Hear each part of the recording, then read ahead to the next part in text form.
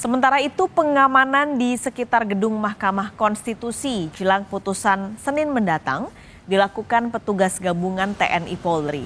Penjagaan di sekitar Patung Kuda, Jalan Medan Merdeka Barat, Jakarta Pusat diperketat.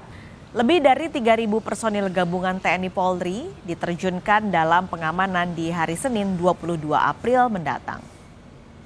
Informasi terkini akan kita langsung tanyakan pada jurnalis Kompas TV Putri Oktaviani di Gedung Mahkamah Konstitusi Jakarta. Okta, jam berapa rencana pemanggilan pihak-pihak terkait sengketa Pilpres yang akan dilakukan hari ini?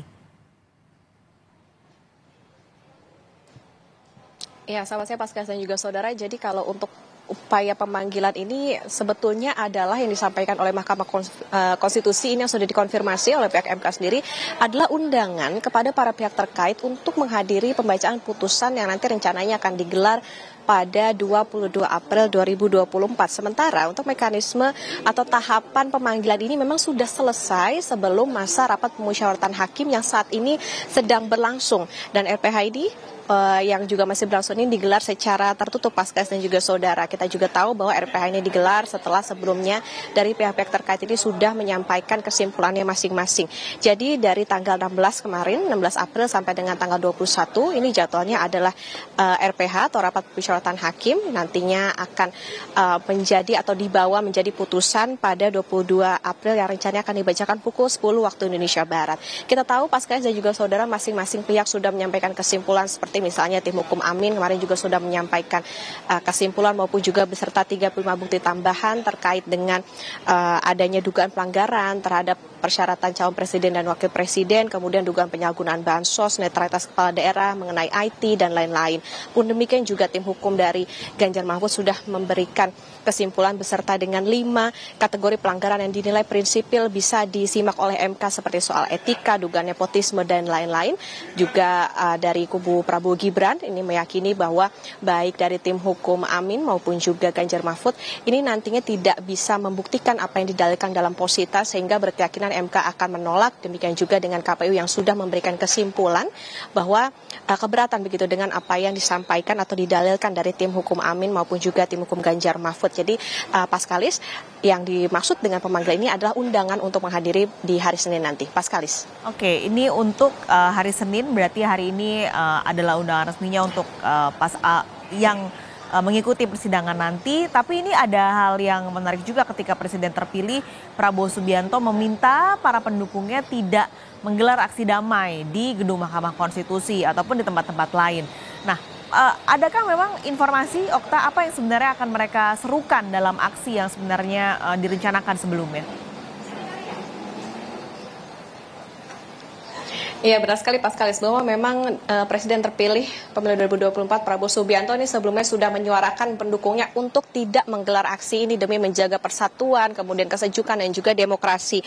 Dan sebelumnya juga kita ketahui bahwa koordinator lapangan aksi damai pendukung Prabowo Gibran menyatakan bahwa karena adanya seruan begitu dari Prabowo kepada pendukungnya untuk tidak melakukan aksi, artinya dibatalkan juga maksud atau tujuan mereka untuk menyampaikan menyerahkan 10.000 dokumen untuk diajukan sebagai amicus curiae yang di dalamnya termasuk adalah menampik soal keterpilihan Prabowo Gibran ini ada campur tangan dari bansos yang digelontorkan pada masa sebelum pemilu 2024. Meskipun Pascal dan juga saudara catatannya adalah Hakim Konstitusi ini hanya akan mempertimbangkan amicus curiae yang masuk di tanggal 16 April maksimal pukul 16 waktu Indonesia Barat. Jadi memang karena mereka ini tidak jadi melakukan aksi ataupun juga menyampaikan amicus curiae, tentu kita akan melihat bagaimana nanti apa yang akan dilakukan begitu oleh pendukung Prabowo dan juga Gibran setelah ada seruan maupun juga tidak jadinya mereka datang di Gedung Mahkamah Konstitusi, karena kami pun juga memantau di sekitar Gedung Mahkamah Konstitusi ini tidak ada atau tidak terlihat juga pendukung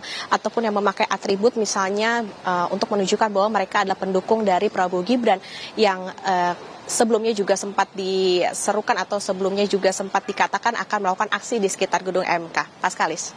Oke, ini bicara soal amicus curiae tadi, Okta. Bagaimana dengan kelanjutannya? Terutama yang banyak disorot adalah yang diajukan oleh Ketua Umum PDI Perjuangan Megawati Soekarno Putri.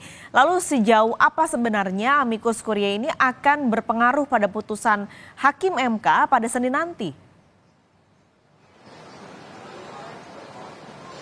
Ya, Paskalis terkait dengan amicus curiae yang diajukan oleh Ketum PD Perjuangan Megawati Soekarno Putri, ini memang disebut menjadi atau masuk menjadi salah satu yang dipertimbangkan atau disimak oleh Hakim Mahkamah Konstitusi. Seberapa berpengaruh ini dijelaskan oleh juru bicara MK, yaitu Fajar Laksono, bahwa ini memang tidak bisa diukur seberapa jauh, seberapa besar pengaruhnya, tetapi ini kembali lagi kepada keyakinan hakim atas apa yang menjadi poin-poin yang disampaikan oleh amicus curiae dari yang diterima oleh Mahkamah Konstitusi. Jadi dikembalikan lagi kepada hakim apakah ingin mempertimbangkan ataupun juga mengikuti atau seperti apa.